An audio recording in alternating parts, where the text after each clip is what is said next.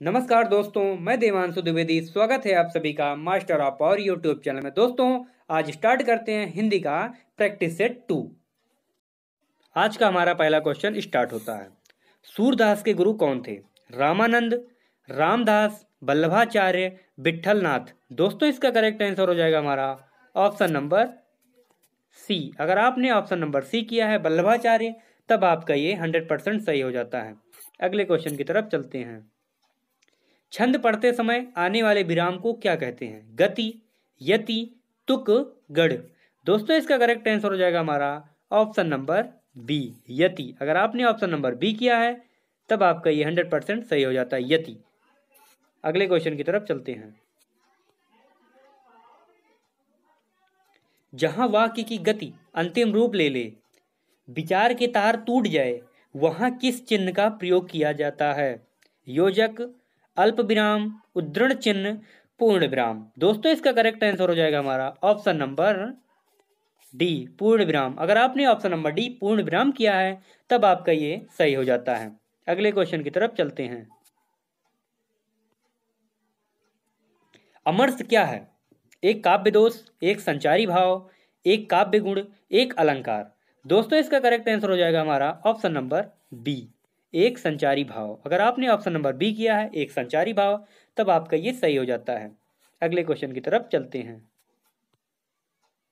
कबीरदास की भाषा कौन सी थी? ब्रज, खड़ी बोली, कन्नौजी, सदुक्कड़ी। दोस्तों, इसका करेक्ट आंसर हो जाएगा हमारा ऑप्शन नंबर डी, सदुक्कड़ी। अगर आपने सदुक्कड़ी किया है, तब आपका ये 100% सही है। अगले क्वेश्चन की तरफ चलते हैं। दोस्तों, अगर आपको वीडियो अच्छी लग रही हो तो आप लोग वीडियो को लाइक कीजिए और अपने फ्रेंड में शेयर करना न भूलें। हमारा अगला क्वेश्चन। द्रौपदी का चीर का अर्थ है नारी का अपमान करना, शर्मनाक कार्य, कभी समाप्त न होना, सुंदर स्त्री। दोस्तों, इसका करेक्ट आंसर हो जाएगा हमारा ऑप्शन नंबर सी, कभी समाप्त न होना। अगर आपने ऑप्शन नंबर सी किया है, कभी समाप्त न होना, तब आपका ये सही हो जाता है। अगले क्वेश्चन की तरफ चलते हैं। कूप मंडूक होना का अर्थ है कुएं में गिरना, मूर्ख होना, मात देना, सीमित ज्ञान या सीमित अनुभव होना। दोस्तों, इसका करेक्ट आंसर हो जाएगा हमारा ऑप्शन नंबर डी, सीमित ज्ञान या सीमित अनुभव होना। अगर आपने ऑप्शन नंबर डी किया है, सीमित ज्ञान या सीमित अनुभव होना, तब आपका ये सही हो जाता है। अगले क्वेश्चन की तरफ चलते हैं। नीचे दिए गए वाक्यांश के लिए एक शब्द का चयन कीजिए। पूर्व और उत्तर के बीच की दिशा आग्नेय, ईशान, वायव्य, नैऋत्य। दोस्तों, इसका करेक्ट आंसर हो जाएगा हमारा ऑप्शन नंबर बी, ईशान। अगर आपने ऑप्शन नंबर बी किया है, ईशान, तब आपका ये सही हो जाता है। अगले क्वेश्चन की तरफ चलते हैं। वलय शब्द का अर्थ चिन्हित कीजिए। वृक्ष की छाल, गोलाकार घेरा, मृग छाल, अवतरण। दोस्तों, इसका करेक्ट आंसर हो जाएगा हमारा ऑप्शन नंबर बी, गोलाकार घेरा। अगर आपने ऑप्शन नंबर बी किया है, गोलाकार घेरा, तब आपका ये 100% सही हो जाता है। अगले क्वेश्चन की तरफ चलते हैं। नीचे दिए गए शब्दों में से अव्ययी भाव समास का चयन कीजिए। पाप पुण्य, आजीवन, घुड़सवार, पीताम्बर। दोस्तों, इसका करेक्ट आंसर हो जाएगा हमारा ऑप्शन नंबर बी, आजीवन। अगर आपने ऑप्शन नंबर बी किया है, आजीवन, तब आपका ये 100% सही हो जाता है। अगले क्वेश्चन की तरफ चलते हैं।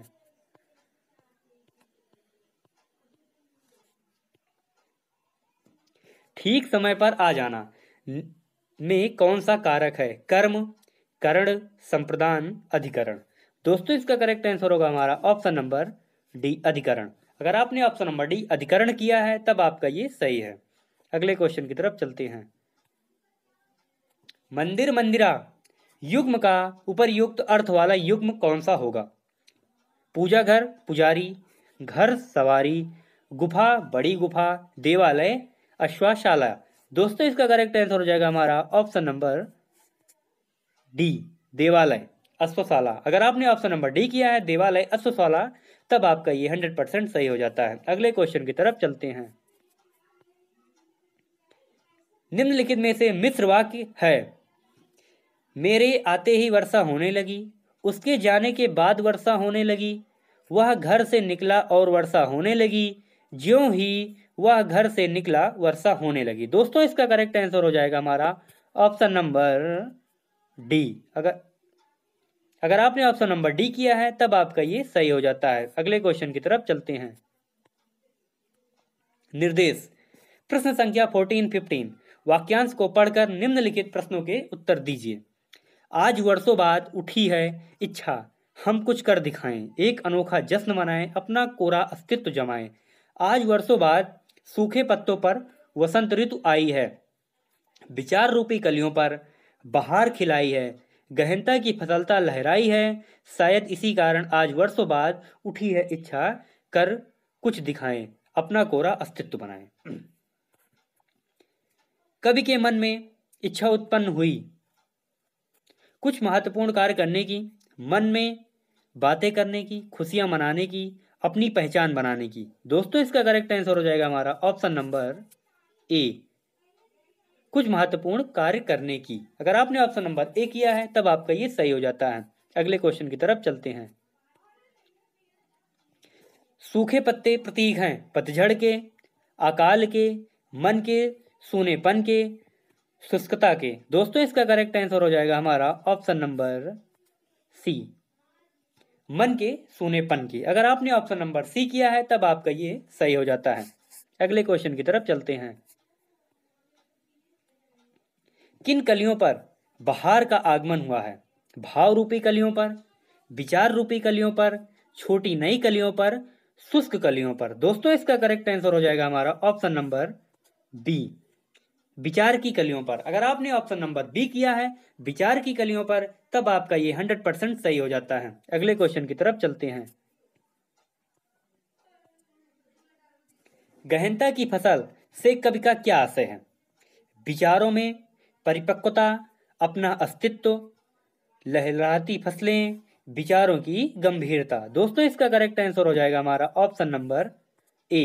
अगर आपने ऑप्शन नंबर ए किया है विचारों में परिपक्वता तब आपका ये 100% सही है। अगले क्वेश्चन की तरफ चलते हैं। रिक्त स्थान हेतु दिए गए विकल्पों में उचित विकल्प चुनिए। राम की केवल इसलिए हुई क्योंकि राजीव उसकी अधिक बुद्धिमान है। दोस्तों इसका करेक्ट आंसर हो जाएगा हमारा ऑप्शन नंबर सी। अगर आपने ऑप्शन नंबर सी किया है तब आपका ये हमेशा सही होगा, क्योंकि रामू की अपेक्षा केवल इसीलिए हुई क्योंकि राजीव उसकी अपेक्षा अधिक बुद्धिमान था। अगर आपने ऑप्शन नंबर सी किया है अपेक्षा उपेक्षा तब आपका ये 100% सही है। अगले क्वेश्चन की तरफ चलते हैं। निम्नलिखित में से यही अलंकार का चयन कीजिए। पानी बिन मीन प्यासी, मोह सुनी सुनी आवे खांसी। दोस्तों विभावना, अतिशयोक्ति, विस्पयोक्ति, उपमा, इसका करेक्ट आंसर हो जाएगा हमारा ऑप्शन नंबर सी। अगर आपने ऑप्शन नंबर सी किया है तब आपका ये 100% सही हो जाता है। अगले क्वेश्चन की तरफ चलते हैं। निम्नलिखित विकल्पों में से किस विकल्प में सभी शब्द व्यक्तिवाचक संज्ञाएं हैं? राम, रामचरितमानस गंगा, कृष्ण, कामायनी मिठास, लखनऊ, आम, बुढ़ापा, ममता, वकील, पुस्तक। दोस्तों इसका करेक्ट आंसर हो जाएगा हमारा option number A, Ram, Ramcharitmanas, Ganga. It is the correct answer. अगले क्वेश्चन की तरफ चलते हैं। निम्नलिखित में क्या गंगा का पर्यायवाची नहीं है? मंदाकिनी, भागीरथी, कालिंदी, सुरसरिता। दोस्तों इसका करेक्ट आंसर हो जाएगा हमारा option number C, Kalindi. Kalindi हमारा गंगा का पर्यायवाची नहीं है। अगले क्वेश्चन की तरफ चलते हैं। सही वर्तनी शब्द का चयन कीजिए। अवन्नति, श्रृंगार, मुश्किल, मातृभूमि। दोस्तों इसका करेक्ट आंसर हो जाएगा हमारा ऑप्शन नंबर बी, श्रृंगार। श्रृंगार हमारा शब्द सही है, बाकी जितने शब्द लिखे हुए हैं अवन्नति, मुश्किल, मातृभूमि ये सब गलत हो जाता है। अगले क्वेश्चन की तरफ चलते हैं। समूह सार्थक शब्द चिन्हित कीजिए। पुरुष, स्त्री, मनुष्य, भीड़। दोस्तों इसका करेक्ट आंसर हो जाएगा हमारा ऑप्शन नंबर डी, भीड़। अगर आपने ऑप्शन नंबर डी किया है तब आपका ये सही हो जाता है, क्योंकि मनुष्य, स्त्री, पुरुष ये हमारा समूहार्थक शब्द नहीं है। भीड़ जो है ये हमारा समूहार्थक शब्द हो जाता है, इसलिए हम इसका करेक्ट आंसर होगा भीड़। अगले क्वेश्चन की तरफ चलते हैं। आंशिक शब्द में प्रत्यय क्या है? आ, का, इक, सिक। दोस्तों इसका करेक्ट आंसर हो जाएगा हमारा ऑप्शन नंबर सी, इक। अगर आपने ऑप्शन नंबर सी किया है, क्योंकि आंशिक, आंशिक यानी लास्ट में हमारा इक आ रहा है, तो इसमें इक का प्रत्यय लगा हुआ है, आंशिक, इसलिए ऑप्शन हमारा नंबर सी सही हो जाएगा। अगर आपने ऑप्शन नंबर सी किया है तब आपका ये सही है। अगले क्वेश्चन की तरफ चलते हैं। निम्न नीचे दिए गए वाक्य में के त्रुटिपूर्ण खंड को चिन्हित कीजिए। यदि कोई त्रुटि न हो तो डी भाग को चिन्हित कीजिए। पुलिस द्वारा चोरी का माल बरामद हो गया, कोई त्रुटि नहीं। दोस्तों इसका करेक्ट आंसर हो जाएगा हमारा ऑप्शन नंबर डी, कोई त्रुटि नहीं। अगर आपने ऑप्शन नंबर डी किया है, कोई त्रुटि नहीं, तब आपका ये सही हो जाता है। अगले क्वेश्चन की तरफ चलते हैं। वधूर्मी का संधि विच्छेद है। वधु प्लस ऊर्मी, वधु प्लस ऊर्मी, वधु प्लस उर्मी, वधु प्लस ऊर्मी। दोस्तों इसका करेक्ट आंसर हो जाएगा हमारा ऑप्शन नंबर बी, वधु प्लस ऊर्मी। अगर आपने वधु प्लस ऊर्मी किया है तब आपका ये सही हो जाता है। अगले क्वेश्चन की तरफ चलते हैं।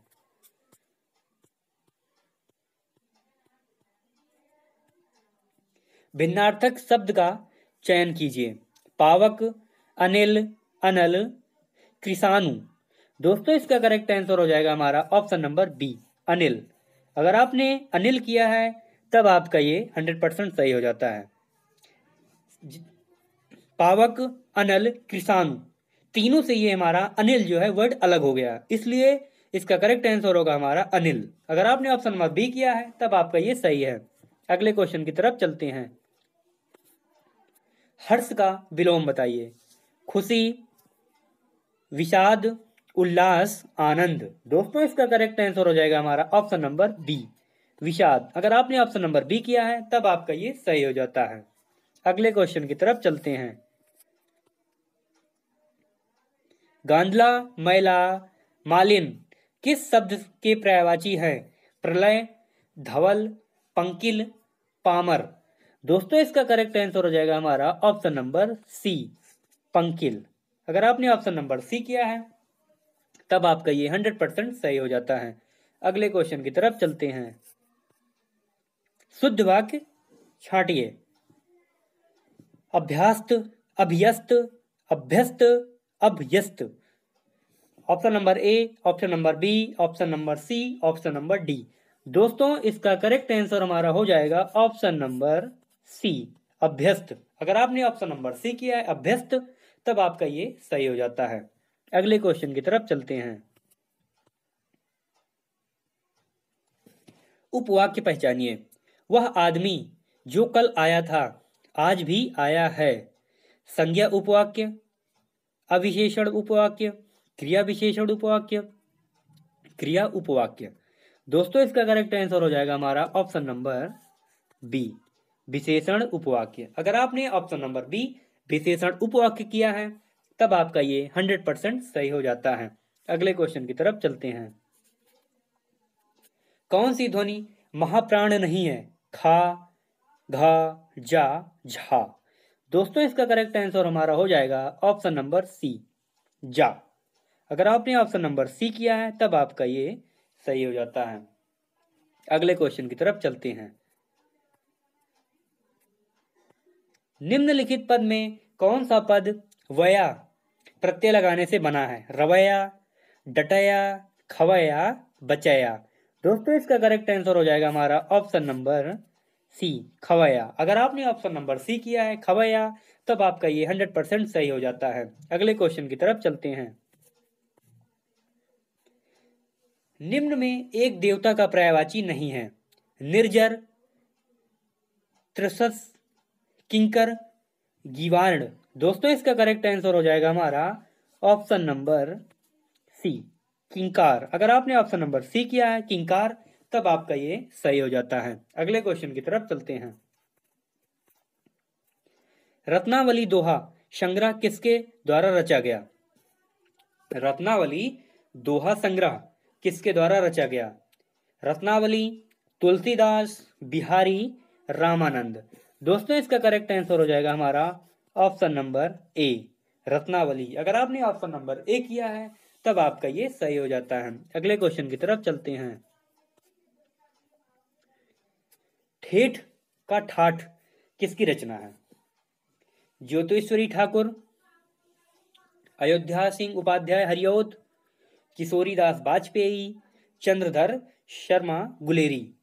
दोस्तों इसका करेक्ट आंसर हो जाएगा हमारा option number B, Ayodhya Singh Upadhyay. अगर आपने ऑप्शन नंबर बी किया है अयोध्या सिंह उपाध्याय हरिऔध, तब आपका ये 100% सही हो जाता है। अगले क्वेश्चन की तरफ चलते हैं। निम्नलिखित में से किस हड़प्पा स्थल में बंदरगाह था? हड़प्पा, मोहनजोदड़ो, लोथर, आलमगीरपुर। दोस्तों इसका करेक्ट आंसर हो जाएगा हमारा ऑप्शन नंबर सी, लोथल। अगर आपने ऑप्शन नंबर सी किया है तब आपका ये सही हो जाता है। अगले क्वेश्चन की तरफ चलते हैं। किस सम्राट ने अपनी राजधानी दिल्ली से दौलताबाद के लिए स्थानांतरित की थी? औरंगजेब, मोहम्मद बिन तुगलक, शेरशाह सूरी, चंगेज खान। दोस्तों इसका करेक्ट आंसर हो जाएगा हमारा ऑप्शन नंबर बी, मोहम्मद बिन तुगलक। अगर आपने ऑप्शन नंबर बी किया है तब आपका ये सही हो जाता है। दोस्तों आई होप आपको वीडियो अच्छी लगी हो। अगर वीडियो अच्छी लगी हो तो वीडियो को लाइक और चैनल को सब्सक्राइब कीजिएगा और अपने दोस्तों में शेयर करना ना भूलिएगा। दोस्तों मिलते हैं कल की एक नई वीडियो में, तब तक के लिए जय हिंद, जय भारत। हंसते रहिए, मुस्कुराते रहिए। Thank you, all the best.